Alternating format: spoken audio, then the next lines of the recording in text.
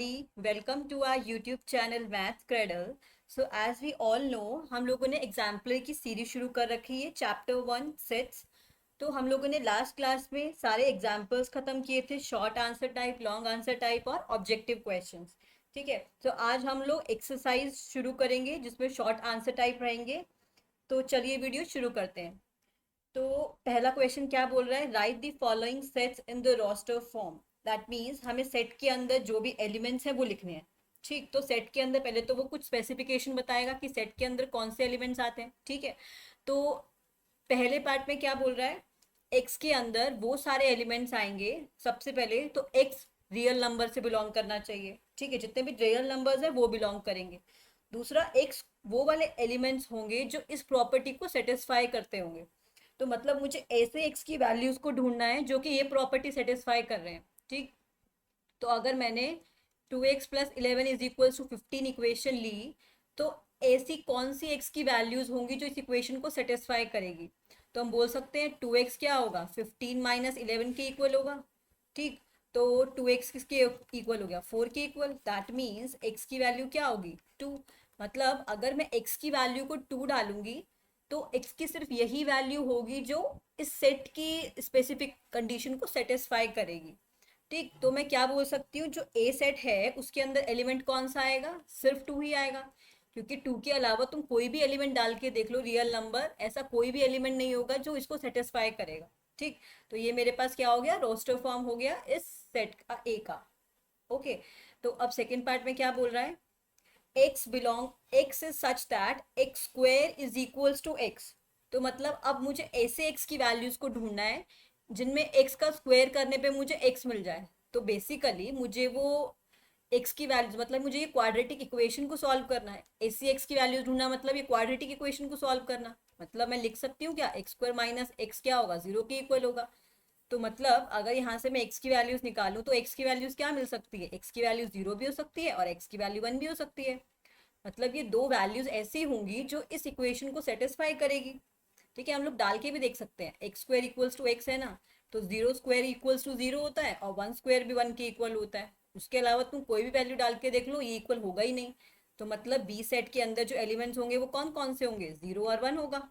ठीक, अब बात आती है थर्ड पार्ट। इसमें क्या बोल रहा है कि x में वो सारे इंटीजर्स हैं, x is the positive factors of the prime number p। अच्छा, उसने क्या बोला, जो भी पॉजिटिव फैक्टर है ना प्राइम नंबर p का। अच्छा, अब कोई भी प्राइम नंबर उठा के देखो, अगर मैंने सपोज प्राइम नंबर 5 उठाया, तो उसके जो दो पॉजिटिव फैक्टर्स होंगे वो कौन कौन से होंगे, 1 होगा और 5 होगा। ओके, देन अगर सपोज मैंने 7 उठाया तो 7 में क्या होगा, 1 होगा या फिर 7 होगा। 11 लिया तो उसमें भी 1 होगा या 11 होगा। तो इसका क्या मतलब बना कि कोई भी मैंने अगर प्राइम नंबर चूज किया तो उसके पॉजिटिव जो फैक्टर्स होंगे वो कौन कौन से होंगे, या तो 1 होगा या फिर वो प्राइम नंबर खुद ही होगा। बिकॉज प्राइम नंबर की दो ही फैक्टर्स होते हैं ना। तो मतलब क्या मैं बोल सकती हूँ कि जो सी जो सेट है उसमें दो टाइप के एलिमेंट्स आएंगे, या तो 1 आएगा या फिर p आएगा। यही दो एलिमेंट्स है। ठीक है, तो बेसिकली मुझे जो भी रोस्टर फॉर्म लिखना होता है ना, मुझे बस सेट्स में ही देखना है कि उसमें कैसे टाइप के एलिमेंट्स हैं, और उसको कॉमा से सेपरेट करके एक ब्रैकेट में, कर्ली ब्रैकेट्स में डाल दो, वो हमारा बन जाएगा roster form of the set. Okay, तो अगले क्वेश्चन में भी सेम यही बोल रहा है, हमको क्या करना है, रोस्टर फॉर्म निकालना है। ओके, तो फर्स्ट पार्ट में क्या बोल रहा है, हमको डी सेट में कैसे एलिमेंट्स चाहिए, वो एलिमेंट्स चाहिए जो क्या प्रॉपर्टी सेटिस्फाई करता हो, t³ = t के इक्वल हो। दैट मीन्स t³ = t होने का क्या मतलब हुआ, t³ - t जो है वो 0 के इक्वल होगा। दैट मीन्स t कॉमन, मतलब अगर मुझे इसका फैक्टर बनाना है तो क्या मिलेगा मुझे, t into t - 1 into t+1 = 0। So that means t की कौन कौन सी वैल्यूज आएंगी, 2 आएगा, -1 सॉरी 0 -1 एंड 1। सो मतलब अगर मुझे ये जो भी इक्वेशन है, मुझे अगर इसको सेटिस्फाई कराना है, सिर्फ ये तीन ही वैल्यूज हैं जो इस इक्वेशन को सेटिस्फाई करेगी। तो I can say that the values of d will be, the set d in the roster form will be -1 0 and 1। ये तीन एलिमेंट्स आ जाएंगे, राइट। सो इसी तरीके से मुझे सेकेंड पार्ट करना है। अभी थोड़ा सा अलग बोल दिया उसने कि अभी जो इक्वेशन है ना वो अलग इक्वेशन को सेटिस्फाई कर रहा है। उसमें क्या है, w - 2 divided by w +3 = 3। Okay तो अभी इसको सॉल्व करना है तो मैं क्या करूंगी, क्रॉस मल्टीप्लाई कर दूंगी इसको, तो ये बन जाएगा 3w plus 9. So this is minus 2w is equals to 9 plus 2 that is 11. So w की वैल्यू क्या आ गई, 11 माइनस 11/2. तो इसका मतलब क्या हुआ कि w की सिर्फ एक ही इकलौती वैल्यू है जो इस इक्वेशन को सेटिस्फाई करेगी. तो मतलब एक चीज तुम आराम से सोच सकते हो इसमें, ये मतलब अगर इस टाइप का क्वेश्चन दिखे तो पहला जो थिंकिंग प्रोसेस होगा ना इसमें क्या होगा कि देखते ही तुरंत हमें क्या करना है, इक्वेशन को अगर दिख जाए ना तो इक्वेशन को सॉल्व करना है. वही वही तो है ना, क्योंकि उसने यही तो बोला कि ऐसी वैल्यूज ऑफ डब्ल्यू चाहिए, ऐसी वैल्यूज ऑफ टी चाहिए जो इन इक्वेशन को सेटिस्फाई करे, मतलब सॉल्व कर दो इनको. तो ई सेट के अंदर एलिमेंट्स क्या होंगे, -11/2. This is the only element in the set E. Okay तो अब अगले पार्ट में क्या बोल रहा है, एफ में वो सारे एलिमेंट्स होंगे such that x raise to power 4 minus 5x² this is power. Okay x raise to power 4 x raise to power 2 plus 6 is equals to 0. तो अभी मुझे मतलब इस 4th डिग्री पॉलिनोमियल को इक्वेशन को सॉल्व करना है, राइट. तो अभी इक्वेशन क्या दे रखी है मुझे, x raise to power 4 minus 5x² plus 6 is equals to 0. तो क्या मैं इसके क्वाड्रेटिक फैक्टर्स बना सकती हूँ, बना सकती हूँ, बिल्कुल बना सकती हूँ. जैसे मैं क्वाड्रेटिक इक्वेशन में फैक्टर करती हूँ वैसे मैं यहाँ कर दूंगी. 6 1 6 तो फैक्टर्स क्या क्या होंगे, 3x² then minus 2x² plus 6 is equals to 0. So यहाँ से क्या मैं बोल सकती हूँ, x² कॉमन आ सकता है, x² minus 3 minus 2 x² minus 3 is equals to 0. So x² की वैल्यू दो फैक्टर्स आएंगे, x² माइनस 2 या फिर x² minus 3 is equals to 0. So I can say that either x² minus 2 is equals to 0 or x² minus 3 is equals to 0. Okay तो अभी यहाँ पे देखो चार रूट्स आएंगे क्योंकि 4 डिग्री की इक्वेशन है ना, तो जितने डिग्री होगी हाईएस्ट उतने ही रूट्स आएंगे उसके. जैसे पिछले क्वेश्चन में क्या था, यहाँ पे 3 डिग्री थी ना तो हमने 3 रूट्स निकाले. यहाँ पे मैक्सिमम w की 1 डिग्री थी, 1 डिग्री एज एन कि जितने हाईएस्ट पावर होगी वेरिएबल की, तो वो हमारे पास क्या बन जाएगा, डिग्री ऑफ द पॉलिनोमियल या इक्वेशन. ओके तो यहाँ पे 4 है तो मतलब 4 रूट्स आएंगे, तो x² इक्वल्स टू 2 आ गया, यहाँ से क्या मिला x² इक्वल्स टू 3 आ गया. तो x की वैल्यू क्या होगी, प्लस माइनस √2. ओके एंड यहाँ से x की वैल्यू क्या आ गई, plus minus √3. So I can say that the elements in the set f will be -√3 -√2 then +√2 then +√3, right. तो ये मेरे पास हो गए set elements of the set F. Okay so अब अगले क्वेश्चन में क्या बोल रहा है, इसके अंदर हमें बताना है let Y be the set having all the X such that X is a positive factor. अच्छा अब इसको ध्यान से देखना, X is a positive factor of the form, मतलब जो एक्स का जो स्पेसिफिक फॉर्म दे रखा है ना वो इस टाइप का है. अब ये क्या लिखा है गंदा सा, मतलब अभी इसके अंदर क्या है, मतलब ये थोड़ा सा अटपटा लग रहा है लेकिन थोड़ा हमें ध्यान से सोचना है, हमें इसमें फैक्टर्स चाहिए. जैसे अगर सपोज मैं बोलूँ कि मेरे पास 2⁴ है, तो अगर ये दे रखा है तो हमें समझ नहीं आ रहा है कि ये हो क्या रहा है, लेकिन अगर 2⁴ लिख दूं मैं इसकी जगह तो मैं आराम से बता सकती हूँ ना कि इसके फैक्टर्स कौन कौन से होंगे. 2⁴1 होगा, 2⁴2 होगा, 2⁴3 होगा, 2⁴4 होगा, तो ये सारे फैक्टर्स बन जाएंगे इसके, राइट. तो सिमिलरली मुझे यहाँ पे काम करना है. तो अगर सपोज मैंने एक और टर्म लेके देखा, मैंने अगर बोला 15 है ना, तो 15 को मैं कैसे लिख सकती हूँ, 3 × 5. अब अगर मैं पूछूं इससे कि इस 15 के मुझे पॉजिटिव फैक्टर्स बताओ, तो पॉजिटिव फैक्टर्स में क्या बताओगे तुम, 3 बताओगे और 5 बताओगे. तो बेसिकली जो जो भी प्राइम फैक्टर्स है वो हो जाएंगे ना पॉजिटिव फैक्टर. अब उससे एक चीज का और ध्यान रखना है कि जो भी ये प्राइम नंबर्स है वो सारे फैक्टर्स होंगे, कंपोजिट भी हो सकते हैं, लेकिन यहाँ पे उसने मेंशन कर दिया कि 2⁻p−1 is a prime factor. तो भाई अगर ये प्राइम फैक्टर है तो मतलब ये तो कंफर्म हो गया कि एक फैक्टर ये तो होगा ही होगा, राइट. अब एक फैक्टर ये कंफर्म हो गया. अब ये देखो 2⁻p−1 है, अब जैसे यहाँ पे 2⁴ था ना, ये वैसे ही मैंने ले लिया 2⁻p−1. तो अब 2 का जो मिनिमम पावर है वो क्या होगा, 2 होगा, फिर उसके बाद 2⁵2 होगा, फिर 2⁵3 होगा, फिर 2⁵4 होगा, लेकिन मैक्सिमम कितना जाएगा. अब यहाँ पे 4 था तो 4 तक गया, अब यहाँ पर p−1 है तो 2⁵p−1 तक जाएगा. तो मतलब एक फैक्टर ये तो मेरा कंफर्म हो गया था पहले, और साथ में ये फैक्टर्स और आ गए p−1. तो मतलब मुझे क्या करना है, जो पिछले क्वेश्चंस थे उसमें भी हमको रोस्टर फॉर्म लिखनी थी, यहाँ भी रोस्टर फॉर्म लिखनी है, बस फर्क क्या है, एलिमेंट्स को पहचानना कि वो एलिमेंट्स बनेंगे कैसे, ठीक, तो मतलब y के जो एलिमेंट्स होंगे, पहला फैक्टर तो क्या होगा, 2 होगा, मैंने यहाँ जो बनाया ये वाला, फिर 2 रेज टू पावर 2 होगा, देन 2 रेज टू पावर, अब एक चीज और, क्या मैं 2 रेज टू पावर 0 ले सकती हूँ? अगर मैं 15 के साथ मल्टीप्लाई 1 करूँ तो कोई दिक्कत है क्या? तो मतलब ये फैक्टर जो 1 है वो तो हमेशा रहेगा ही ना, तो वो मैं 1 यहाँ भी ऐड कर सकती हूँ और मैं 2 रेज टू पावर 0 यहाँ भी ऐड कर सकती हूँ, मतलब 1, तो 1 भी फैक्टर रहेगा हमारे पास, 2 रेज टू पावर 3 भी फैक्टर रहेगा, 2 रेज टू पावर 4 भी रहेगा, और कहाँ तक जाएगा, up to 2 raise to power p-1 तक। और एक और फैक्टर आएगा साथ में, वो क्या होगा, यही वाला जो हमने शुरू में डिस्कस किया था, 2 रेज टू पावर p-1। तो ये मेरे पास क्या हो गया, रोस्टर फॉर्म हो गया सेट वाई का। ओके अच्छा, तो अभी क्या बोल रहे हैं नेक्स्ट क्वेश्चन में, state which of the following statements are true and which are false. अभी जो ये वाले क्वेश्चंस आ रहे हैं ना, ऐसे सेम टू सेम पैटर्न के क्वेश्चंस एग्जांपल्स में भी थे, तो अगर किसी ने वो वीडियो नहीं देखा ना, तो पहले उसको देखकर ये खुद से ट्राई करने की कोशिश करना, क्योंकि इसमें तरीका सेम ही है, मतलब थोड़े से डिजिट्स को इंटरचेंज कर दिया है, but method of understanding same रहेगी। ओके तो अभी इसके अंदर क्या बोल रहा है, state which of the following statements are true और फॉल्स। ओके तो जस्टिफाई योर आंसर, तो पहले सेट में क्या बोल रहा है, या सो पहले सेट में बोल रहा है 35 belongs to X such that X has exactly 4 positive factors. तो मतलब 35 एक ऐसे सेट में बिलोंग कर रहा है, अब ये ऐसा सेट कौन सा है, ऐसे सेट का उन्होंने स्पेसिफिकेशन दे दिया, अभी ऐसा कैसा है। ओके तो ऐसा कौन सा है सेट, तो इसके अंदर इसने बोला है कि उसके अंदर 4 पॉजिटिव फैक्टर्स होंगे, तो मुझे मतलब देखना है कि क्या 35 के 4 पॉजिटिव फैक्टर्स हैं। 35 के फैक्टर्स देखते हैं, तो पहला फैक्टर तो हो गया 1, फिर हो गया 5, फिर हो गया 7, फिर हो गया 35। तो मतलब जो सेट ने अपना स्पेसिफिकेशन दिया था 4 पॉजिटिव फैक्टर वाला, वो 35 सेटिस्फाई कर रहा है, तो अगर सेटिस्फाई कर रहा है तो मतलब सेट के अंदर बिलोंग करना चाहिए, और उसने लिखा भी है, सही बात है कि बिलोंग कर रहा है ये, तो I can say that my given statement is true because 35 has all the 4 positive factors, right? 4 positive factors।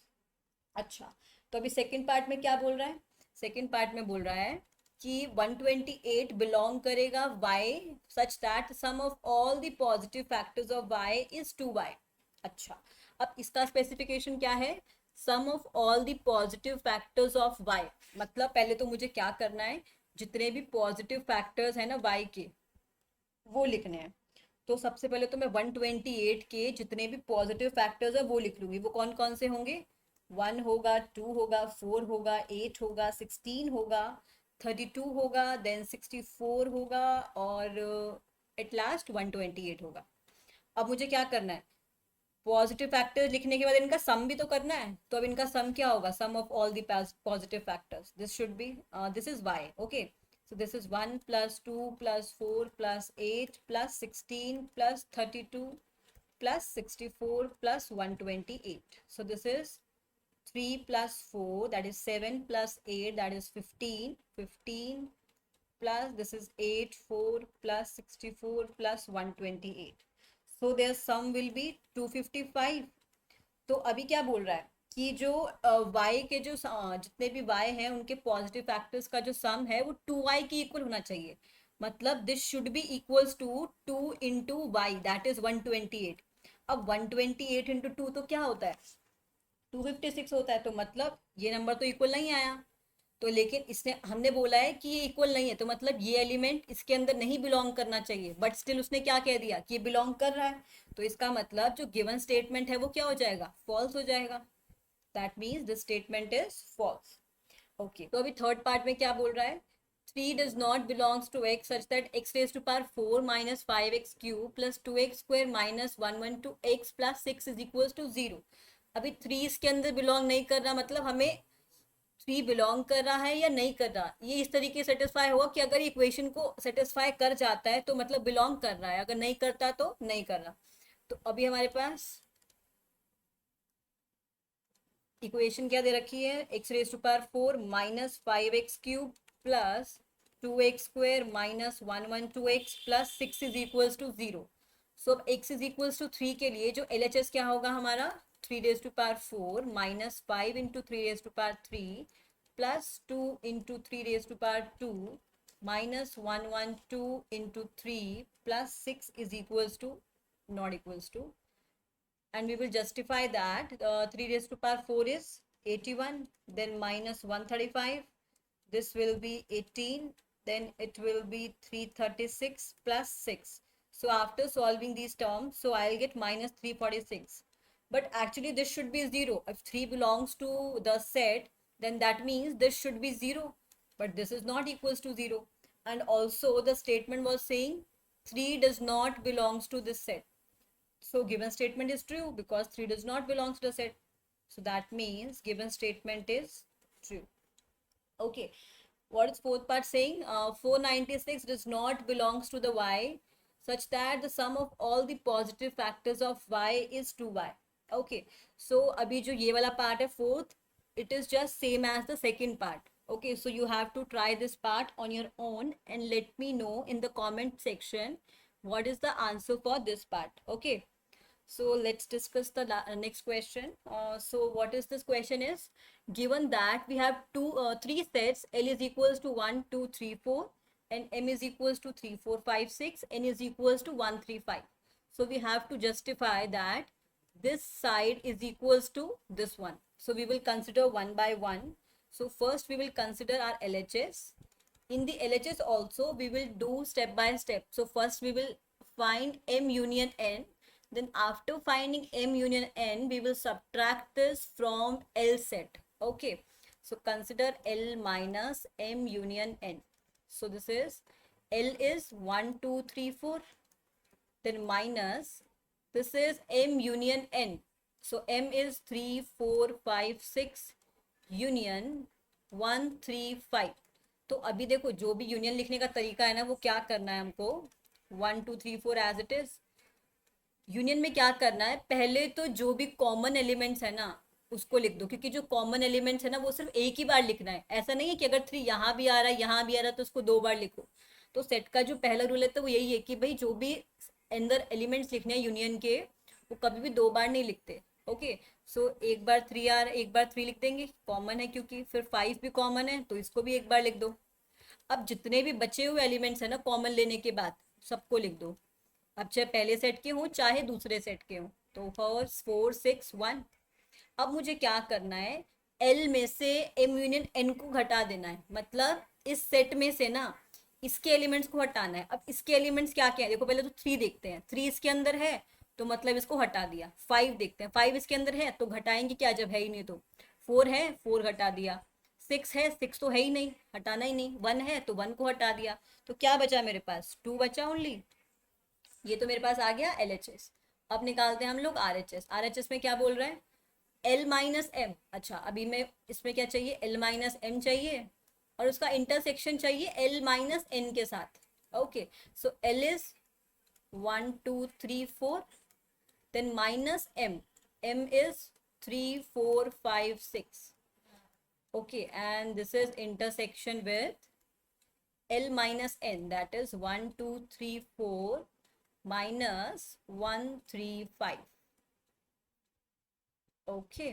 सो अब वही करना है, वापस सब्ट्रैक्ट करना है ना. तो L माइनस एम, तो M के एलिमेंट्स देखने हैं. 3 है 3 को हटा दिया. 4 है 4 को हटा दिया. 5 है ही नहीं यहाँ पे तो क्या घटाएंगे. 6 है ही नहीं तो मतलब क्या बचा, 1, 2 बचा पहले सेट का. इंटरसेक्शन इसके साथ. अभी यहाँ पे वापस से डिफरेंस करना है. 1 है 1 हटा दिया. 3 है 3 हटा दिया. 5 है नहीं है तो बचा क्या, 2 और 4. अच्छा अब बोल रहा है इंटरसेक्शन. इंटरसेक्शन का मतलब क्या होता है, ऐसे एलिमेंट्स जो दोनों सेट्स के अंदर आ रहे हो, जो पहले में भी आ रहे हो और जो दूसरे में भी आ रहे हो. तो ऐसा कौन सा एलिमेंट है जो दोनों में आ रहा है, 2. This is the only elements ना जो कि कॉमन है. तो I can say that this value is also 2. So LHS और RHS दोनों की वैल्यू क्या आ रही है, 2 आ रही है. तो can I say that my LHS is equals to RHS. यही प्रूव करना था हमको. ओके. अब नेक्स्ट क्वेश्चन में क्या बोल रहा है, if A and B are the subsets of the universal set U, then we have to show that A is contained in A union B. क्या दिखाना है, A is contained in A union B. Okay. So अभी देखो इसके अंदर पहले set में हमें क्या दिखाना है कि जो A है वो कंटेन्ड है यूनियन में. तो इसको अगर हम लोग वेन डायग्राम से समझते हैं, ये सपोज मेरे पास ए है, ये मेरे पास बी है। ओके, अभी जो यूनियन सेट होता है ये मेरे पास यूनिवर्सल सेट है। यूनियन में ये पूरा आता है ना, ए और बी का सब जितना भी पार्ट इंक्लूडेड है ना, सब आ जाता है यूनियन के अंदर। तो अब मैं बोल सकती हूँ ना, मतलब इसको हम वेन डायग्राम, मतलब जब भी हम इसको स्टार्ट कर रहे हैं ना, हमको नहीं पता कि ये एक्चुअली में ट्रू है कि नहीं है। यहाँ तो बोल रखा है शो करना है, तो हमको पता चल गया कि ये ट्रू है। बट अगर नहीं लिखा हुआ, तो अगर सपोज बोल दिया जस्टिफाई करो इसको, तो जस्टिफाई में तो ये हो सकता है ना कि भाई ट्रू भी हो सकता है, फॉल्स भी हो सकता है, वो पूछ भी सकता है कि वेदर इट इज ट्रू और फॉल्स। तो उस केस में क्या करो, पहले वेन डायग्राम के हिसाब से ना सोच लो कि ये एक्चुअली में ट्रू है भी कि नहीं। ओके, तो अब अगर ट्रू है तो इसको हम मैथमेटिकल डेफिनेशन से प्रूव कर देंगे, राइट। तो अब देख सकते हैं ना कि जो ये ए वाला जो सेट है वो यूनियन के अंदर तो कंटेन है ही ना, क्योंकि जो यूनियन है वो बड़े वाला है और जो ए है वो छोटे वाला है, तो ये कंटेनमेंट तो होगा। ओके, तो अब इसको मैथमेटिकली प्रूव कर लेते हैं। अब कंटेनमेंट दिखाना है, मतलब इसके अंदर जो भी एलिमेंट्स होंगे ना वो इसके अंदर भी होंगे। ओके, तो अब मैं क्या करूंगी, एक एलिमेंट लूंगी जो कि फर्स्ट सेट में है, मतलब पहले वाले सेट में एलिमेंट है। अब अगर x a में है तो I can say that x belongs to a और x बिलोंग्स टू b। मतलब ये जो दो सेट्स है ना, इनमें से x a में भी हो सकता है और b में भी हो सकता है। तो अब अगर x a में भी है और b में भी हो सकता है, तो क्या यूनियन में भी हो सकता है? यूनियन की डेफिनेशन यही होती है ना, a यूनियन b क्या बोलता है, वो सारे x आते हैं such that x belongs to a और x बिलोंग्स टू b, किसी एक में भी बिलोंग कर सकता है, राइट। तो अब मैंने देखो, मैंने शुरू में लिया था कि x a में बिलोंग कर रहा है और मैंने प्रूव कर दिया कि x a यूनियन b में भी बिलोंग कर रहा है। तो अब ये मैंने कोई एक इन जनरल एलिमेंट उठाया था, तो क्या मैं बोल सकती हूँ कि जो a है वो कंटेन्ड होगा a यूनियन b में, राइट। यही तो दिखाना था। तो मतलब कंटेनमेंट दिखानी होती है ना, तो यही करना होता है हमको कि एलिमेंट पहले सेट से उठाया और वो प्रूव कर दिया वो दूसरे के अंदर भी है, राइट। अभी दूसरे पार्ट में क्या बोल रहा है, A is contained in B if and only if A union B is equals to B. अच्छा, अभी इसके अंदर ना देखो ये साइन लगा हुआ है इफ एंड ओनली इफ का। इसका क्या मतलब हुआ, मतलब अगर ये गिवन है तो प्रूव करो ये सही है, मतलब ये प्रूव करना है। और अगर ये गिवन है तो प्रूव करो ये वाला स्टेटमेंट। ठीक है, इसके अंदर वाइस वर्सा चलता है, एक दिया है तो दूसरा प्रूफ करो, दूसरा दिया है तो पहले वाला प्रूफ करो, राइट। तो अभी हम क्या लेके चल रहे हैं, हमने मान लिया कि जो हमें गिवन स्टेटमेंट है ना वो क्या दिया हुआ है कि A is contained in B. Okay, अब मुझे देखो गिवन अगर ये है और मुझे शो क्या करना है, A union B is equals to B. अच्छा, अभी एक बात का और ध्यान रखना है, इसके अंदर जैसे ये साइड कंटेन दिखानी थी इसके अंदर, तो हमने एलिमेंट इसके अंदर लिया और इसके अंदर दिखा दिया। अभी हमें इक्वल्स टू शो करना है, तो इक्वल्स टू शो करने के लिए ना हम क्या करते हैं, एक एलिमेंट यहाँ से उठाएंगे और वो शो कर देंगे इसके अंदर बिलोंग कर रहा है, एक एलिमेंट यहाँ से उठाएंगे और वो शो कर देंगे इसके अंदर बिलोंग कर रहा है। तो इसके भी दो पार्ट्स होंगे, राइट। तो इस बात का हमें ध्यान रखना है कि दो पार्ट्स होंगे इसके। तो अब मैंने क्या किया, एक एलिमेंट लिया x जो कि a यूनियन b के अंदर है। ठीक है, अब a यूनियन b के अंदर है तो मतलब ये डेफिनेशन लगा देंगे हम लोग कि x बिलोंग्स टू a और x belongs to b। Okay, so अब हमें बोला गया है कि जो a सेट है वो b के अंदर कंटेंट है, a set is contained in b। तो आई कैन से दैट पूरा का पूरा जो x है वो किसके अंदर आ जाएगा, b के अंदर आ जाएगा ना। मतलब इसको ऐसे समझो कि ये मेरे पास a है और ये मेरे पास b है। तो अगर कोई एलिमेंट ए में भी है या कोई एलिमेंट बी में है, तो मतलब बी बड़े वाला सेट है ना, तो बड़े वाले के अंदर तो सब कुछ ही है ना, ए के भी आ जाएंगे बी के भी आ जाएंगे। ठीक है, तो मतलब एक्स जो है वो बी के अंदर भी बिलोंग करेगा। तो यही तो शो करना था कि अगर एक्स यूनियन में है तो बी के अंदर भी होगा।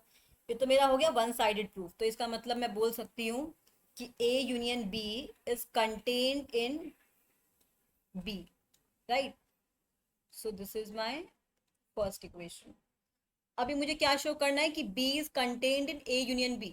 तो अभी जो हमने प्रीवियस पार्ट सॉल्व किया इसके अंदर हमने क्या किया, जो A है वो कंटेन्ड है यूनियन में, तो A अगर यूनियन में कंटेन्ड है तो B भी तो यूनियन में कंटेन्ड होगा। So I can say that B is also contained in A union B, right. So इसको हम सेकेंड बोल सकते हैं। So from first and second I can say that A union B is equals to B, right. तो ये मेरा one sided proof हो गया। अब मुझे क्या करना है, अभी मुझे वाई से वर्सा करना है, मुझे मान के चलना है कि ये ट्रू है और मैं प्रूव कर दूंगी कि ये वाली चीज प्रूव करनी है मेरे को, राइट। तो अब मैंने क्या किया, let A union B is equals to B. Now I will show that, I have to show that A is contained in B. तो अब कंटेनमेंट दिखाना है तो वही पहला वही उसूल है हमारा कि यहाँ से एलिमेंट उठाओ और प्रूव कर दो इसके अंदर भी है। तो हमने लेट कर लिया कि कोई एक एलिमेंट है Y जो कि A के अंदर है। अब हमें पता है कि A यूनियन B B के इक्वल है। तो अगर कोई एलिमेंट Y के अंदर है तो वो एलिमेंट क्या होगा, यूनियन के अंदर भी होगा, राइट। तो अगर वो यूनियन में है, वाई में है, ए में है, तो क्या मैं बोल सकती हूँ कि एलिमेंट जो है वो बी के अंदर भी होगा, क्योंकि ए यूनियन बी किसके इक्वल है, बी के इक्वल है। So I can say that A is contained in B, क्योंकि मैंने ए में लेके चली और बी के अंदर दिखा दिया, ये भी प्रूफ हो गया। सो ये मेरे पास हो गया सपोज थर्ड इक्वेशन, और ये मेरे पास हो गया fourth equation. So from third, sorry, this is third and fourth equation, I can say that A is contained in B if and only if A union B is equals to B. Okay. अब मुझे last part में क्या show करना है कि A intersection B contain होगा A में। अच्छा, इसमें क्या मतलब है, देखो इसको फिर से वापस वेन डायग्राम से समझेंगे हम लोग। ये मेरे पास A है, ये B है, इंटरसेक्शन इज दिस वन। क्या कह रहा है, इंटरसेक्शन किस में होगा, ए में होगा। वही ऑब्वियस ही बात है ना, जो इंटरसेक्शन वाला पार्ट है वो तो ए में भी आ रहा है और वो बी में भी आ रहा है। तो यहाँ पे ध्यान रखना है दोनों चीजें प्रूफ मतलब सही होंगी कि ए इंटरसेक्शन बी ए में भी कंटेन हो सकता है, ए इंटरसेक्शन बी बी में भी कंटेन हो सकता है। तो हम लोग ये वेन डायग्राम से समझ सकते हैं। तो भाई मुझे कंटेनमेंट दिखाना है तो मैं वापस क्या करूंगी, कोई एलिमेंट एक्स ले लिया जो कि इंटरसेक्शन के अंदर है। अब अगर इंटरसेक्शन में होगा तो एलिमेंट में क्या मतलब, इंटरसेक्शन है तो ए में भी होगा एंड एलिमेंट बी के अंदर भी होगा। अब एलिमेंट ए में भी है और बी में भी है, तो हमें तो सिर्फ ए की बात करनी है ना। तो ऑटोमेटिक सी बात है कि भाई ये तो ए के अंदर तो होगा ही होगा ना। भाई अगर इंटरसेक्शन में है, ए में भी है और बी में भी है, हमने बोल दिया, तो ऑब्वियस ही बात है ए में तो होगा ही। तो इंटरसेक्शन में है तो हमने प्रूव कर दिया ए में भी है, यही तो हमको शो करना था कि A intersection B is contained in A, right. तो इसी तरीके से हम लोग अगर बी के लिए शो करना होता तो इस स्टेप के बाद क्या लिख देते कि x बिलोंग्स टू बी। भाई अगर ए में तो है बी में भी होगा ना, तो इसका मतलब क्या हुआ कि ए इंटरसेक्शन बी बी में कंटेन हो जाएगा, राइट। तो दोनों ही चीजें प्रूव कर सकते हैं हम इससे, राइट। तो अगले क्वेश्चन में क्या बोल रहा है, given that set n is equals to, अब सेट में कौन कौन से एलिमेंट्स हैं, 1 to 100 elements, then we have to write the subset of n whose elements are even number। मतलब हमें सेट के अंदर जो एलिमेंट्स चाहिए ना वो इवन नंबर्स चाहिए। सबसेट बोल रहा है तो मतलब कुछ तो छोटा ही होगा, ऐसा नहीं कि हमेशा छोटा ही होगा, बराबर भी हो सकता है। बट यहाँ पे हमें एलिमेंट्स इस तरीके से पूछा हुआ है कि सेट हम ऑब्वियस ही बात है छोटा ही होगा। तो अभी मेरे को कैसे एलिमेंट्स लिखने हैं, इवन नंबर्स वाले। तो इवन नंबर्स कौन कौन से होंगे, तो मैंने इसको मान लिया ए सेट है हमारे पास जो सबसेट है। ओके तो इवन नंबर्स कौन कौन से होंगे, 2 होगा, 4 होगा, 6 होगा, 8 होगा और लास्ट क्या होगा, 100 होगा। इवन नंबर चाहिए ना। सेकेंड पार्ट में क्या बोल रहा है, मुझे ऐसा सबसेट चाहिए whose elements are perfect square. Okay मतलब ऐसे एलिमेंट जिनका परफेक्ट स्क्वायर मिले हमको, राइट।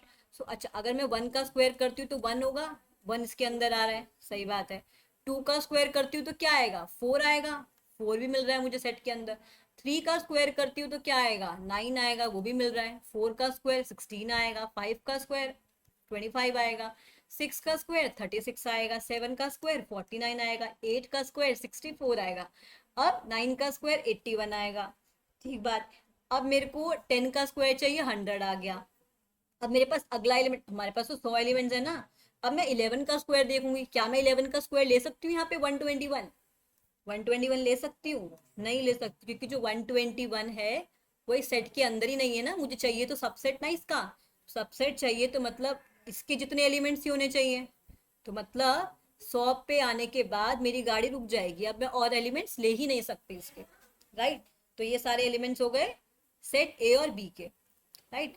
अभी इसके अंदर मुझे क्या करना है, एक्स के अंदर 3 एलिमेंट है और जो इसके एलिमेंट्स है वो कैसे रिप्रेजेंट कर रखे हैं, एनी मेंबर ऑफ एक्स, मतलब जो एक्स के जो एलिमेंट्स है ना वो एन से डिनोट कर रखे हैं बेसिकली, राइट। अभी क्या कह रहा है हमको, right the following sets containing all the numbers represented by 4n, n+6, 2n and n+n-1। अच्छा, अब जो पहला सेट है उसके अंदर जो एलिमेंट्स है वो किस टाइप के होंगे, 4n टाइप के। 4n टाइप के मीन्स n तो मुझे कहाँ से चूज करना है, मुझे पता है ना, यहाँ से चूज करना है n। तो n की वैल्यू अगर 1 लूंगी तो मुझे 4n की वैल्यू क्या मिलेगी, 4 मिलेगी। n की वैल्यू 2 लूंगी तो 4n की वैल्यू क्या मिलेगी, 8 मिलेगी। n की वैल्यू 3 लूंगी तो 4n की वैल्यू क्या मिलेगी, 12 मिलेगी। मतलब जो एलिमेंट्स आएंगे वो कैसे आएंगे, 4 आएगा, 8 आएगा और 12 आएगा। तो मतलब मुझे x के एलिमेंट्स चूज पता है, हमको फिक्स दे रखे हैं n, हमें n की अलग अलग वैल्यूज डाल के ये सेट्स लिखने हैं, राइट। अगले के अंदर क्या है, n+6 टाइप के, तो n+6 लिखना है मुझे। तो अगर मैंने n की वैल्यू 1 ली तो मेरे पास 1+6 दैट इज 7 हो जाएगा। n की वैल्यू 2 ली तो मेरे पास 8 हो जाएगा। n की वैल्यू 3 ली तो मेरे पास 9 हो जाएगा। तो एलिमेंट्स कौन कौन से हैं, 7, 8, 9, क्योंकि एलिमेंट्स तो n+6 टाइप के लिखने हैं ना। तो 7 हो गया, 8 हो गया और 9 हो गया। अगले सेट में कैसे लिखने हैं, 2n टाइप के।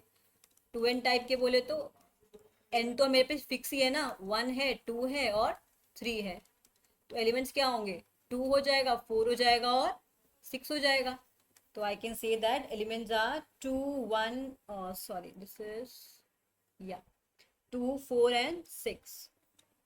फोर्थ पार्ट में क्या बोल रहा है, एलिमेंट्स चाहिए मुझे n-1 टाइप के, राइट। सो ये अगर n-1 है, n की वैल्यू वापस से फिक्स हो जाएगी, n इक्वल्स टू 1, 2, 3। तो ये कौन कौन सी वैल्यूज आएंगी, 0 आएगा, देन उसके बाद क्या आएगा, 2-1 that is 1, then 2 minus, this is 3-1 that is 2। तो इसके अंदर एलिमेंट्स क्या क्या होंगे, 0, 1 एंड 2, राइट। अच्छा, अभी अगले सेट में क्या बोल रहा है, हमें कैसे एलिमेंट्स चाहिए। अब इस सेट के जो एलिमेंट्स है ना वो, पहले तो जो y के जो एलिमेंट्स हैं वो a टाइप के एलिमेंट्स हैं, मतलब a से रिप्रेजेंट कर रखे हैं। अब हमें कैसे सेट्स लिखना है, write the following sets containing all the elements satisfying the above condition. अब ये कंडीशन सेटिस्फाई के हिसाब से हमें एलिमेंट्स लिखने हैं सेट के, राइट। सो पहला जो कंडीशन है वो क्या दे रखा है, a belongs to y but a square does not belongs to y। Okay, so अगर ए वाई से बिलोंग कर रहा है, ए स्क्वायर नहीं कर रहा, अच्छा मतलब मैंने अगर ए की वैल्यू 1 ली तो ए स्क्वायर क्या होगा, 1 होगा। बट ये तो वाई के अंदर बिलोंग कर रहा है, हमको नहीं चाहिए ना ये कंडीशन, तो ये तो नहीं चाहिए हमको। फिर ए की वैल्यू अगर 2 ली तो ए स्क्वायर क्या होगा, 2 2 ज़ा 4, ये भी बिलोंग कर रहा है वाई में, तो ये भी नहीं होगा। ए की वैल्यू 3 ली तब आएगा 9, ये भी बिलोंग कर रहा है वाई में, ये भी नहीं आएगा। ए की वैल्यू 4 मतलब 16, अभी क्या 16 बिलोंग कर रहा है वाई में, नहीं बिलोंग कर रहा। तो मतलब मैं ए की वैल्यू 4 को उठा सकती हूँ। फिर मैं ए की वैल्यू 5, 6, 7, 8, 9, 10 तक कुछ भी लूँ तो वैल्यू क्या आएगी, कभी भी बिलोंग नहीं करेगी वाई में, यहाँ पे कोई भी वैल्यू बिलोंग नहीं करेगी। तो मतलब ये सारी वैल्यूज को मैं चूज कर सकती हूँ। तो यहाँ जो सेट के एलिमेंट्स होंगे वो कौन कौन से होंगे, इसके अंदर जो एलिमेंट्स होंगे वो होंगे 4, 5, 6, 7, 8, 9 and 10। These are the elements of the first set. Second set में क्या बोल रहे हैं, कैसे एलिमेंट्स चाहिए मुझे, ऐसे एलिमेंट चाहिए जब ए में मैं 1 प्लस कर दूं तो मुझे 6 मिल जाए। अब वो तो एक लौता एक ही एलिमेंट्स है, एलिमेंट होगा जो ये कंडीशन को सेटिस्फाई करेगा। अगर मैं ए की वैल्यू को 5 लूं तो 5+1 क्या मिलेगा मुझे, 6 मिलेगा। तो ओनली एलिमेंट कौन सा है, 5 है। तो सेट बी में कौन सा एलिमेंट आएगा, 5 आ जाएगा, राइट। अभी जो थर्ड सेट में है वो क्या बोल रहा है, ए शुड बी लेस देन 6 और ए वाई के अंदर होना चाहिए। तो 6 से छोटा एलिमेंट कौन कौन सा होगा, वेरी ऑब्वियस ना, 6 से छोटा जो एलिमेंट होगा वो क्या होगा, 1 होगा, 2 होगा, 3 होगा, 4 होगा, 5 होगा, और भी आएगा क्या, नहीं आएगा, 6 से छोटा बोला है ना। तो 5 तक एलिमेंट्स आ जाएंगे, राइट। अच्छा, अभी इसमें क्या बोल रहा है, हमको वेन डायग्राम बनाना है। मतलब अभी तक हम लोगों ने यूनियन वगैरह निकाला है ना कि यूनियन कैसे लिखना है, अभी इसको ना थोड़ा सा वेन डायग्राम के हिसाब से देखना है कि वेन डायग्राम में हम लोग इसको कैसे बनाएंगे। ओके, तो हमको 3 सेट दे रखे हैं, ये ए सेट, ये बी सेट और ये सी सेट। ओके, अब अगर 3 सेट दे रखे हैं ना तो 3 सेट के हिसाब से हमको वेन डायग्राम बनाना पड़ेगा। Okay, so suppose this is my universal set, ये पहले मैं 3 सेट बना लेती हूँ। ये ए सेट है, ये सपोज मेरे पास बी सेट है, और ये सपोज है C set. Okay, and this is my universal set. Okay, so this is universal set, this is my A set, this is my B set and this is my C set। अच्छा, पहले तो मुझे क्या करना है।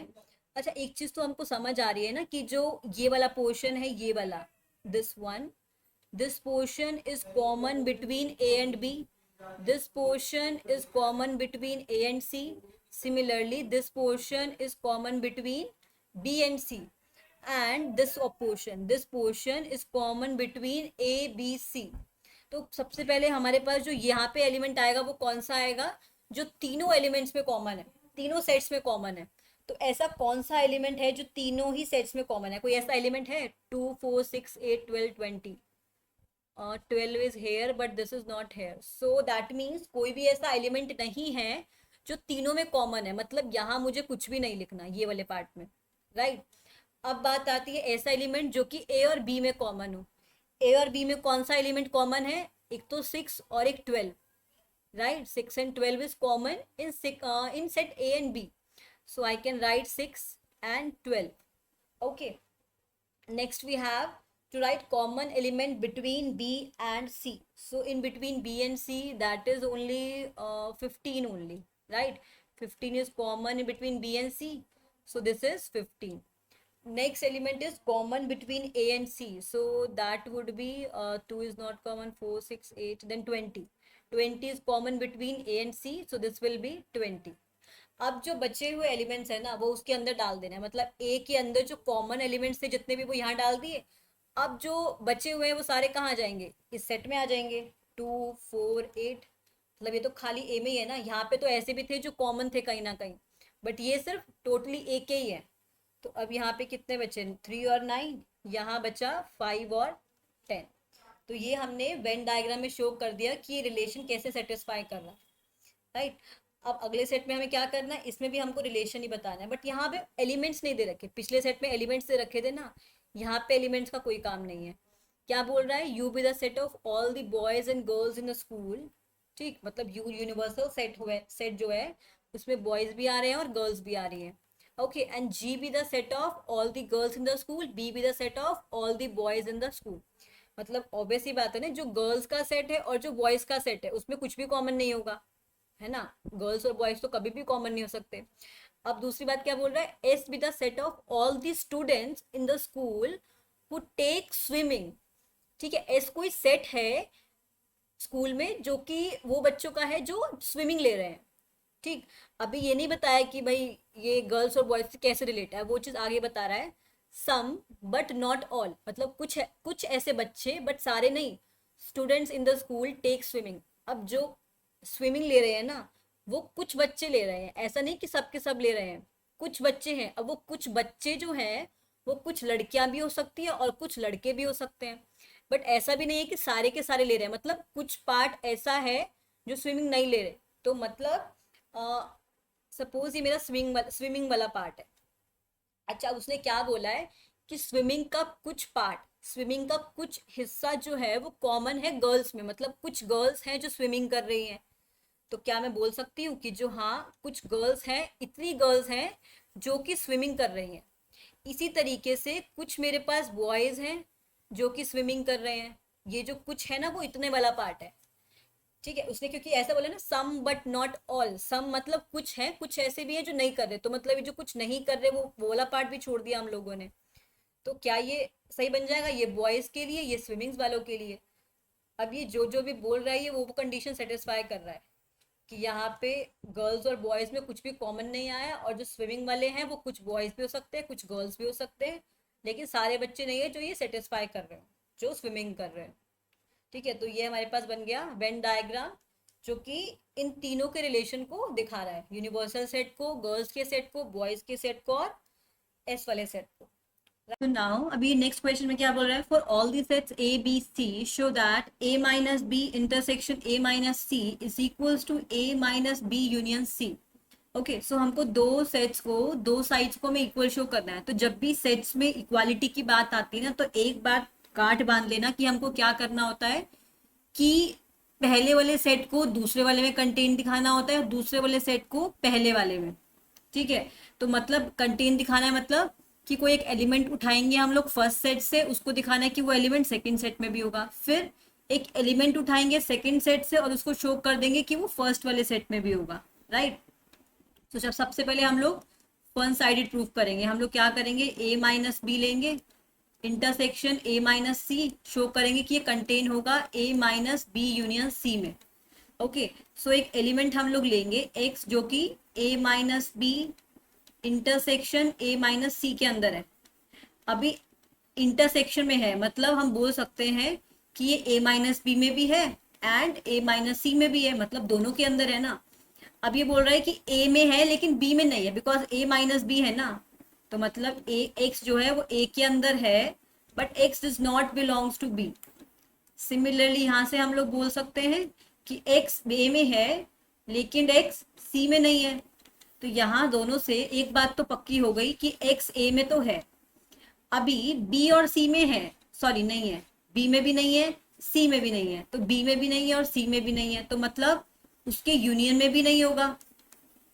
Right, union में भी नहीं होगा। अच्छा, अब ए में है लेकिन यूनियन में नहीं है इन दोनों सेट के, तो क्या मैं बोल सकती हूँ कि एक्स ए में होगा लेकिन बी यूनियन सी में नहीं होगा? तो हमको यही तो शो करना था कि जो एलिमेंट है वो अगर इसके अंदर है तो इसके अंदर भी होना चाहिए। That means A minus B intersection A minus C is contained in A minus B union C. ये तो हो गया वन साइडेड प्रूफ। ओके, अगले पार्ट में क्या शो करना है कि A minus B union C contained होगा किसमें, ए माइनस बी में इंटरसेक्शन ए माइनस सी में। ओके, सिमिलरली वही काम करना है कि x belongs to a minus B union C होगा। मतलब कि अगर मेरे पास कोई एलिमेंट, मतलब जो स्टेप्स हमने यहाँ करे हैं ना, अभी जस्ट अपोजिट जाना है मुझे। ठीक है, क्योंकि शुरुआत तो यहीं से करेंगे ना कि इस सेट में है, इस सेट में है होने का मतलब है ये चीज होगी, ये है तो ये होगा। तो अब क्या करना है, x मतलब a के अंदर है and x does not belongs to B union C, union में नहीं है। अच्छा, अभी यूनियन में नहीं है तो मतलब हम बोल सकते हैं कि x b में भी नहीं है और x c में भी नहीं है। अभी दोनों में नहीं है, इसका मतलब ये हम बोल सकते हैं ना अलग अलग कंडीशन लगा के कि x a में तो है b में नहीं है, and I can say that x a में तो है लेकिन x c में नहीं है। राइट, तो यहां से क्या निकल के आया कि x बिलोंग करेगा a माइनस बी से, और यहां से क्या निकल के आया, x बिलोंग करेगा a माइनस सी से। राइट, अभी a माइनस बी में भी है और a माइनस सी में भी है, तो इनके इंटरसेक्शन में होगा। दोनों में होने का मतलब तो यही हुआ ना कि इंटरसेक्शन वाले सेट में है, और हमको यही तो शो करना था कि a minus B union C contained होगा a minus B intersection a minus C में। ये मेरे पास सेकेंड इक्वेशन हो गई। So from first and second equation I can say that a minus B intersection a minus C किसके equal होगा, a minus B union C के equal होगा। ओके, अभी इस सेट के अंदर हमें क्या करना है, यहाँ बोल रहा है कि 13 टू 17 जो भी क्वेश्चन है हमें उसमें ट्रू और फॉल्स बताना है। तो हो सकता है कि जो स्टेटमेंट गिवन है वो ट्रू हो सकता है जो गिवन स्टेटमेंट है वो फॉल्स। ओके, अच्छा, तो अगर जस्टिफाई करना है ना, सबसे पहले तरीका क्या है इसका, इसका रफली वेन डायग्राम बना लो। जैसे मैं इसका बना के दिखा देती हूँ कि अगर मेरे पास ये दो सेट्स हैं ए और B. okay, this first we have to calculate a minus b. So what is a minus b, remove all the elements of b from a, so this will be a minus b. And what is a intersection b, this is my intersection वाला part. so इन दोनों का जब union किया तो भाई obvious सी बात है ना a ही मिलेगा, तो मतलब स्टेटमेंट तो हो गई ट्रू। अभी स्टेटमेंट ट्रू है तो प्रूफ भी तो करना पड़ेगा मैथमेटिकली। प्रूफ करने के लिए ना हम लोग इसके अंदर यूज करेंगे डिस्ट्रीब्यूटिव लॉ, डिस्ट्रीब्यूटिव लॉ। अभी ये क्या बोलता है, ये कह रहा है कि अगर तुम्हारे पास जैसे नंबर्स में होता है ना वैसे यहाँ सेट्स में भी होता है, A intersection B union C is A intersection B union A intersection C. अभी इसी को यूज करके ये सारे क्वेश्चन हो जाएंगे। तो अभी हम एलएचएस कंसिडर करेंगे और शो कर देंगे कि हमारा एलएचएस आरएचएस के इक्वल है। Okay, so A minus B union A intersection B. Okay, so ये पहला सेट होगा, this is act like uh A set, और this is B union C and this is A intersection B. So distributive law लगा देना है, तो ये क्या बन जाएगा, A minus B union A, then इसका इंटरसेक्शन किसके साथ होगा, ए माइनस बी का यूनियन होगा बी के साथ। ठीक है, अब ये वैल्यू किसकी इक्वल होगी, अच्छा देखो ये मेरे पास है ए, ये मेरे पास है बी, तो ये मेरे पास ए माइनस बी है। ए माइनस बी का जब भी ए के साथ यूनियन करेंगे तो पूरा मुझे ए सेट मिल जाएगा, तो ये तो बन गया ए इंटरसेक्शन। अब ए माइनस बी का बी के साथ करना है, तो ए माइनस बी तो सेम ही था, इसका यूनियन कर दो बी के साथ, तो भाई ऑब्वियस ही बात है ना, ये पूरा यूनियन वाला सेट बन जाएगा, ए यूनियन बी तो होता ही है। अब क्या करना है, ए यूनियन बी का इंटरसेक्शन लेना है ए के साथ।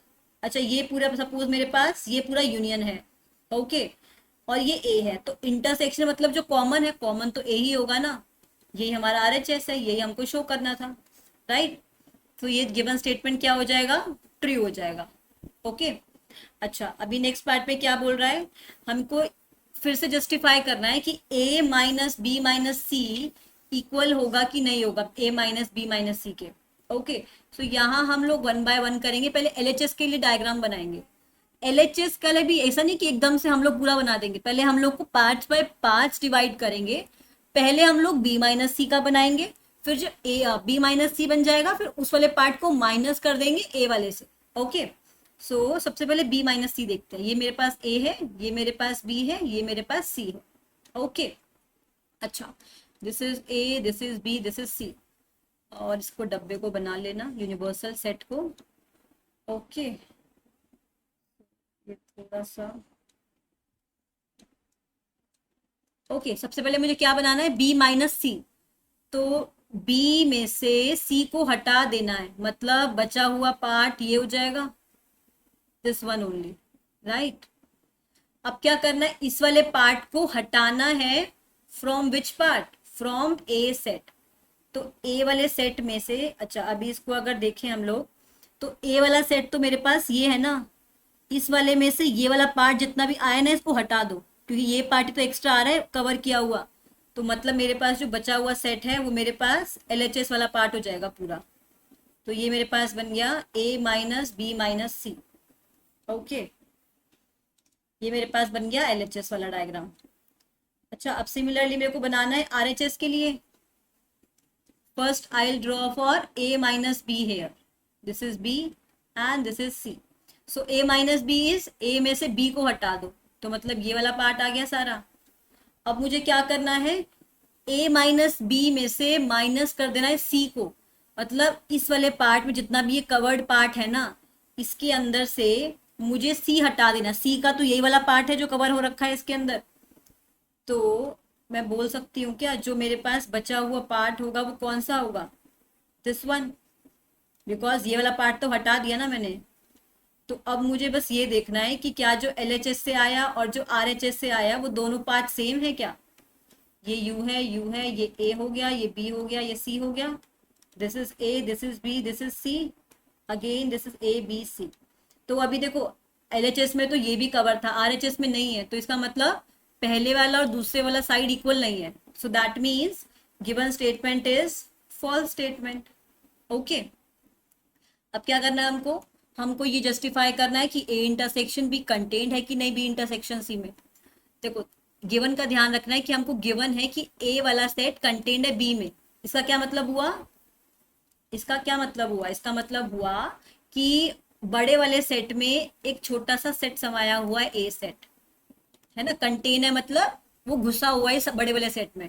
ओके, हमको शो क्या करना है कि ए इंटरसेक्शन सी कंटेन है बी इंटरसेक्शन सी में, कंटेन है मतलब वही करना है, एक एलिमेंट उठाया इंटरसेक्शन वाले सेट एलएचएस वाले सेट से, सो यहाँ से उठा लिया एक एलिमेंट।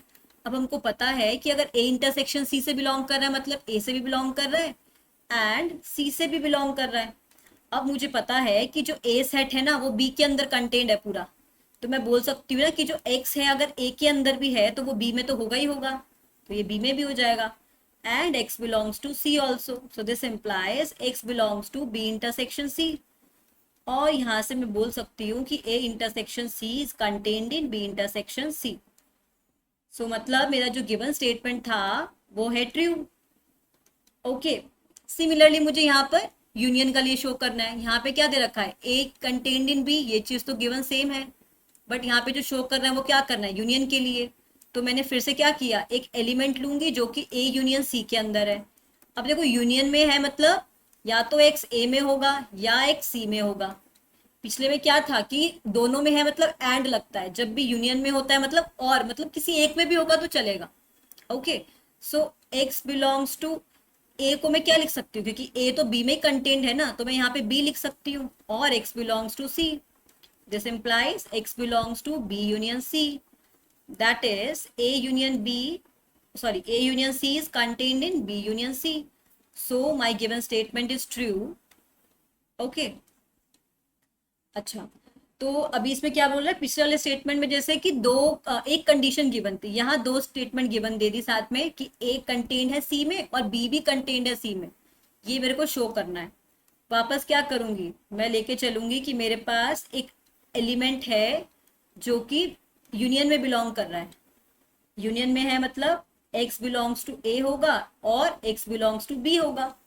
अच्छा, अभी x a में है तो गिवन क्या है, c में भी होना चाहिए, तो ये तो ऑब्वियस ही बात है c में होगा। और अगर यहाँ पे एक और स्टेटमेंट गिवन है कि b सेट c के अंदर कंटेन है, मतलब तो x जो है वो भी c के अंदर हो जाएगा। So I can say that x belongs to c set, that means my A union B is contained in C। यही तो अपने को शो करना था ना कि A union B C में contained है। Okay, so this statement is also true.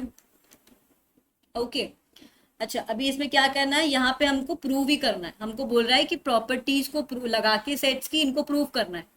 Okay, अच्छा, अब इनको तो प्रूव करना था, मतलब ऑब्वियस ही बात है सही तो होंगी ये, बट इसको स्टिल अगर तुम्हें लगता है कि वेरीफाई करना है तो इसको वेन डायग्राम से बना के प्रूव कर सकते हो। ठीक है, जैसे कि बी माइनस ए बोल रहा है, ये बी माइनस ए मतलब बी में से ए को हटा दिया, मतलब ये वाला सेट बचा, फिर इसका यूनियन कर दिया ए के साथ, मतलब क्या बन गया, पूरा यूनियन बन गया ना। तो यही तो प्रूव करना है मेरे को। तो मैं प्रोसीड कैसे करूंगी, भाई मेरे को क्या करना है, LHS लेके चलूंगी और मैं शो कर दूंगी कि वो RHS के इक्वल है। तो LHS में क्या बोल रहा है, ए यूनियन बी माइनस ए। तो यहाँ पे एक चीज का ध्यान रखना है हमको कि a माइनस बी ना इक्वल होता है a इंटरसेक्शन b डैश के। अब इसको तुमको खुद से वेरीफाई करना है कि ये स्टेटमेंट कैसे ट्रू है, इसको वेन डायग्राम से वेरीफाई करना है, this is your homework. Okay okay, अब ये बोल रहा है कि a यूनियन b माइनस ए को मैं क्या लिख सकती हूँ using this property, this is b intersection a dash. अब यहाँ लगाना है मुझे वापस से डिस्ट्रीब्यूटिव लॉ, जैसे एक यूनियन एक इंटरसेक्शन आ जाए मेरे पास, मुझे बस आंख बंद करके यहाँ पे डिस्ट्रीब्यूटिव लॉ लगा देना है। तो this is A union B intersection A union A dash. Okay, so this is A union B intersection A और ए कॉम्प्लीमेंट। इसका जब भी हम यूनियन करेंगे तो मुझे क्या मिलेगा, यूनिवर्सल सेट है ना। ये मेरे पास ए है और ये मेरे पास यूनिवर्सल सेट है और ये मेरे पास ए कॉम्प्लीमेंट है।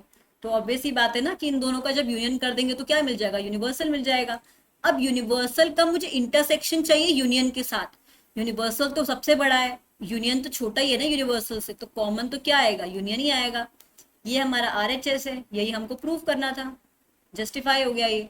ठीक है, ऐसे ही हमको यहाँ करना है, सेम बिल्कुल डिट्टो वही है कि तुम वेरीफाई कर सकते हो उसके साथ वेन डायग्राम से, और प्रूफ में क्या होगा वही चीज करनी है। पहले तो माइनस वाले साइन है ना, ये सबको हटा देना है, क्योंकि माइनस क्या है मुझे यहाँ पे इरिटेट कर रहा है बार बार, क्योंकि माइनस से हमें प्रॉपर्टी जो ऑपरेशन है ना यूनियन इंटरसेक्शन वाले वहां लेके आना है, क्योंकि मेरे को शो क्या करना है, इंटरसेक्शन दिखाना है यहाँ पे। ठीक है, तो मैं क्या करूंगी, पहले a minus B can be written as a intersection b dash by the previous property जो कि हमने यहाँ डिस्कस की थी, ये वाली। ठीक है, फिर वापस से a माइनस बी हमने क्या किया था, a minus B is a intersection b dash, यही चीज को वापस यहाँ लगाना है, a minus B. So this is a intersection b का कॉम्प्लीमेंट। तो यहाँ हम लोग डी मॉर्गन्स लॉ यूज करेंगे। डी मॉर्गन्स लॉ क्या कहता है, a intersection b dash is equals to a dash union b dash. So using De Morgan's law, this can be written as A dash union B complement का whole complement. So this is A dash union B complement का again complement क्या होगा, B वापस से आ जाएगा. अभी यहाँ लगा देना हमको distributive law. So this is A intersection A dash union A intersection B. So this will be, अभी A और A कॉम्प्लीमेंट में क्या कॉमन है, कुछ भी कॉमन नहीं होता है ना. ये मेरे पास A है और ये मेरे पास कॉम्प्लीमेंट है, तो कॉमन तो कुछ भी नहीं है ना. ये अलग है और ये अलग है. इसका यूनियन करना है इसका A इंटरसेक्शन B के साथ. तो फाई का किसी के साथ भी यूनियन करो, हमेशा क्या आएगा, बड़े वाला एलिमेंट ही आएगा ना, which is equals to RHS. Okay, अगले वाले सेट में फिर से यही प्रूव करना है हमको कि A minus A intersection B is equals to A minus B. So वापस हमको सेम प्रॉपर्टी यूज करनी है. Okay, so A minus this is A intersection B is equals to, फिर से क्या करना है, A minus B can be written as A intersection B का whole transpose, sorry whole complement. यहाँ पे हम लोग लगा देंगे De Morgan's law. So this is A dash union B dash. अब लगा देंगे हम, यहाँ हमने क्या लगाया, De Morgan's law, De Morgan's law. Okay, और यहाँ हमने क्या लगाया, A minus B is A intersection B dash. So यहाँ पे अब हम लोग लगा देंगे distributive property. So according to distributive property this will be A intersection A dash union A union B dash.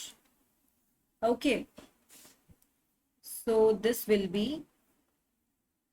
phi union A union B dash, because A और A complement में तो कुछ भी कॉमन नहीं आता ना. अब क्या करना है, फाई और इसमें यूनियन चाहिए, तो फाई का तो किसी के साथ भी यूनियन करो, हमें एज इट इज मिल जाएगा. ठीक है, अब मुझे इसको लिखना है A माइनस B की फॉर्म में, तो क्या ये वाली प्रॉपर्टी लग सकती है, राइट लग सकती है, बिल्कुल लग सकती है. तो ये मेरे पास RHS के इक्वल शो हो गया. ओके, सिमिलरली फिर से इसके अंदर यही करना है. तो मतलब इन क्वेश्चंस में बेसिकली हमें करना क्या है, देखो डिस्ट्रीब्यूटिव प्रॉपर्टी लगाई, एक हमने वो A माइनस B वाली लगाई और एक हमने डी मॉर्गन्स लॉ लगाया. तो इन तीनों को यूज करके ना घुमा फिरा के इन्हीं को लगा के मुझे सेटिस्फाई कराना है बस. ठीक है, नहीं होता तो कुछ ना कुछ ऐसा एग्जाम्पल ढूंढ लो कि वो जो उसको कॉन्ट्राडिक्ट कर जाए. ओके, अब यहाँ पे सेम यही करना है, A union B minus B. So this is A minus B. So this will be A intersection B dash. So this will be again distributive property. So this will be A intersection B dash union B intersection B dash. So A intersection B dash union intersection of B and B dash is phi, and union of phi with any non-empty set is again that would be same set. And this can be written as A minus B, which is equals to RHS. Okay. अभी ये question last question है हमारे short answer type का. इसमें क्या कह रहा है, हमको बताना है कि जो टी सेट है वो एम्प्टी सेट है कि नहीं है. अब है कि नहीं है मतलब क्या हुआ, टी का एम्प्टी होने का मतलब क्या हुआ कि हमें कोई भी ऐसी एक्स की वैल्यू नहीं मिलेगी जो इस सेट को, जो इक्वेशन को सेटिस्फाई करे. इक्वेशन क्या है, x plus 5 by x minus 7 minus 5 is equal to 4x minus 40 divide by 13 minus x. Okay, तो अगर कोई वैल्यू मिल गई मुझे x की तो मतलब ये नॉन एम्प्टी है, कोई वैल्यू नहीं मिली मतलब ये एम्प्टी हो जाएगा. तो पहले इसको सॉल्व करके देख लेते हैं. x plus 7, sorry this is x minus 7 and this is x plus 5 minus 5 times x minus 7 is equals to 4x minus 40 divided by 13 minus x. Okay, so this will be x minus 5x, that is minus 4x. 5 plus 35, that is 40, divided by x minus 7 is equals to 4x minus 40 divided by 13 minus x. So now we can take a negative sign common from this term. So this is minus of 4x minus 40 divided by x minus 7 is equals to 4x minus 40 divided by 13 minus x. So this will be minus 4x minus 40. Here we will do the cross multiplication. So this is 13 minus x is equals to 4x minus 40 into x minus 7. So this can be written as 4x minus 40 common, and this is x minus 7 plus 13 minus x is equals to 0. So I can write this x is negative है तो cancel हो जाएगा. So this is 4x minus 40 and this is 13 minus 7 is 6 is equals to 0. So again 4 is common from this bracket. So this is 24. X minus 10 is equals to 0. So that means the only value of x which satisfies this equation is x is equals to 10. Okay so मतलब मुझे T के अंदर एक element तो मिल गया, तो क्या मैं बोल सकती हूँ कि जो टी सेट है वे मेरा वो एम्प्टी तो नहीं है. So that means T is not an empty set, right. यही मेरे को शो करना था. ओके सो आज की वीडियो में हम लोगों ने जितने भी एक्सरसाइज के क्वेश्चन थे सेट के चैप्टर 1 के, हमने एक्सरसाइज के सारे शॉर्ट आंसर टाइप क्वेश्चंस खत्म कर लिए हैं. ओके तो अगर किसी को किसी भी क्वेश्चन में कहीं पे कोई दिक्कत लगे तो आप हमें कमेंट सेक्शन में लिख के बता सकते हैं. और अगर वीडियो पसंद आती है तो वीडियो को लाइक करें और चैनल को सब्सक्राइब करें and hit the bell icon to get more update for such videos. Bye bye, thank you.